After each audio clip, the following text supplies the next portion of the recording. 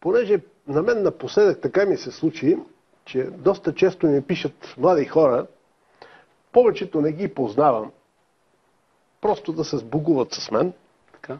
С някаква благодарност, те знаят защо. Защото са понаучили неща от мен и четейки, гледайки предаването.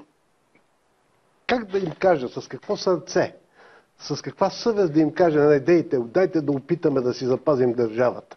Та вие сте един пример на това как човек с честен труд, със собствени средства, се мъчи да направи нещо и то не е кой знае какво. Но все пак за да запази онова, което е хранило на тази земя хилядолетия хората. И какъв е резултата? Значи, държава няма от 25 години вече. Не, държава няма от 71. Да, точно така. Държава няма.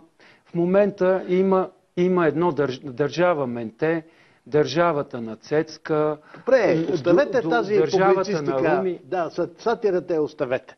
Питам ви наистина съвсем сериозно. Ако някой сега млад човек на 20, 21, 22, 23 години, дори завършил агрономство, да речем, или не знам как се казват техните специалности, май ще закриват и Селскостопанската академия, която преместиха в Стара Загора. Ако реши да тръгне по вашия път, какво го чака, ако няма зад гърба си партията, майки, връзките на мама, тате, вуйчо? Нищо. Мачкане и това е. Какво очаква този опит за народ тогава? Или чупка. Той народ вече не може нищо да направи, защото 2,5 милиона най-прогресивно мислещите, най-високо образованите са зад граница. Тук действително сме останали вече лошия материал, работещи 1,5 милиона, 2,5 милиона пенсионери, 1,5 милиона крадливи цигани, 800 милиона турци. Не, те не са турци, значи това е друга тема. Те са българи, които БКП накара Зорлен през 1945 година да се пишат турци. Аз съм бил технически ръководител на турци, на такива. И поне за разлика от не са ли работливи? Са по-работливи и са честни в отношенията. Няма да те завлече с пари. Искаха един акт да им направиш, и да им направиш за каква сума ще се гърбат, ще работят, предварителен наряд и нямаха проблеми просто с това, което нашите бригади ще го мутаят 3, 4, 6 месеца. Турците бяха са способни в рамките на месец и половина, 2 да го свършат. Искам да кажа, че те са чисти българи, които са приели исляма. Да. Не мога да намеря човек, с когото да направя предаване за организацията им Дружба Родина. Това е организация, която през 30-те години доброволно тръгва и започва да работи в Родопите, за това да си сменят имената. Тази организация през 1944 година есента е ликвидирана. Нейното ръководство е обявено за фашисти и шовинисти, български шовинисти. Пращани са в Белене, някои са убити, съдени са от Народен съд и какво ли не. Там насила е потурчвано населението в Родопите. Тези хора имат пълното основание да се отродат. Защото това продължи пък после с обратна сила. Същата тази партия. Оставете това. На мен въпросът ми беше, понеже имаме още малко време. Можете ли сега да кажете нещо за този Дунав мост? Какво толкова? Защо беше необходим Дунав мост? Дунав мост е необходим поне на 4-5 места в България, но защо този Дунав мост беше строен от испанска фирма? По един безобразен начин и какво стана? Тази испанска фирма я доведе Величеството. Така? Неговия син я доведе. Кой лобираха, мисля, втория син, доколкото знам. Я доведе в България. Тази фирма обеща, спечели търга, като даде най-малка тръжна цена, за да спечели с търга и се задължи за под 100 милиона евро да го построи за 99 и не знам 40 милиона още, под 1 милион да го построи.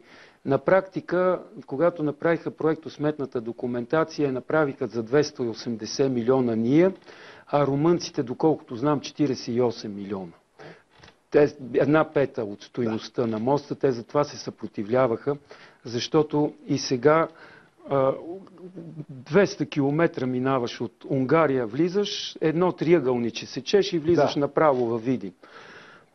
Първо, ние нямаме и в момента изградена инфраструктура. На Димово няма шосе, няма нищо. Да.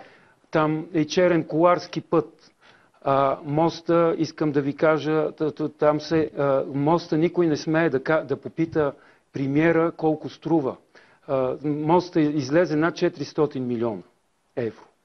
Не само не го построиха за 100 милиона испанците, не само за 280 милиона не стигнаха евро, ами на 3 пъти Дянков беше принуден да плаща по 50 милиона и те изчезваха, потъваха в водите на Дунав. Накрая последния път 60 милиона наля и доколкото знам се скараха с премиера. Не случайно него го отстраниха. Той беше в Съединените щати. 940 милиона не дадаха на зърнопроизводителите, герберите ги откраднаха и Дянков се запъна да тегли Бойко Борисов 1 милиард. Той го освободи, още той беше в Съединените щати, освободи го. Той подписа този 1 милиард, за който почти не се говори. И на другия ден си подаде оставка. След това изтеглиха още 4 милиарда и половина, за да открадат от КТБ. След това 16 милиарда, за да фалшифицират на година изборите, сега октомври месец. И апетита идва с яденето. На година, като минат изборите, след един месец ще изтеглят още 32 милиарда.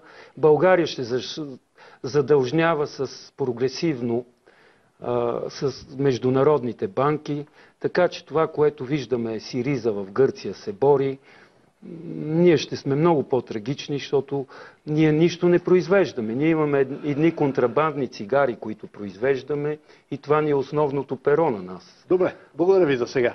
Да завърша, хващам се от Сириза. Искам да ви кажа и за Дунав. Нямаме време. Най-важното, те го разминаха.